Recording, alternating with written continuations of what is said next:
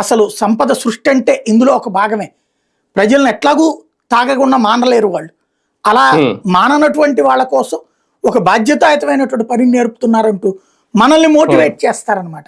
మద్య నిషేధం అవసరమైనప్పుడు తాగి రోడ్డు మీద కక్కితే కూడా తప్పని వార్తలు రాసి, మద్య నిషేధం ఎత్తేయాలన్నప్పుడు రాష్ట్రం సొమ్ము పోతోందని చెప్పేసేసి అందుకోసం ఆ సంపద వేరే రాష్ట్రాలకు ఎందుకు వెళ్ళాలా, బ్రోకర్లకు ఎందుకు వెళ్ళాలా, కాబట్టి ఇక్కడే తినేస్తే సరిపోతుంది కదా, ప్రభుత్వానికి డబ్బులు వస్తే 10 మందికి మంచి చేయొచ్చు, సంక్షేమం చేయొచ్చు, సేవ చేయొచ్చు అంటూ ప్రజల్ని మోసం చేసి రాసిన కథనాలు ఎట్లున్నాయో అప్పుడు మోసమే, ఇప్పుడు మోసమే.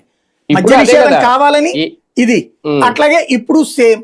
వైన్ షాపులు మొన్నటిదాకా ప్రభుత్వం చేతిలో వైన్ షాప్ ఉంటే ఎక్కడో ఒక చోట ఈ ఇంటి దగ్గర పెట్టుకుని అమ్మాడంటే దాని గురించి రచ్చరచ్చ చేసిన వాళ్ళు సందు గొందు ప్రతి చోట కనబడుతున్నటువంటి బెల్ట్ షాపు.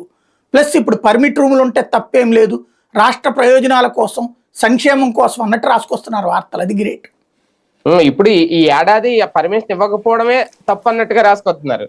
అంతే కదా, ఈ ఏడాదిపై ఇవ్వకపోవడమే అప్పుడేదో షాపులన్నీ బార్లుగా మారిపోతాయని చెప్పి ఆలోచించి అనాలోచిత నిర్ణయం తీసుకున్నారు. దానివల్ల చాలా నష్టపోయారు. దాదాపు ఎంత 200 కోట్లు ఎంత నష్టపోయారు. అధికారులు తప్పది, అట్లాగే రాస్తారు వీళ్ళు అంతే. కానీ ఒకటిసారి ఇప్పుడు నిజంగా పర్మిట్ రూములకి పర్మిషన్ ఇచ్చి ఓకే ఆ ఫీజులే కట్టించుకొని 5 లక్షలు ఎంత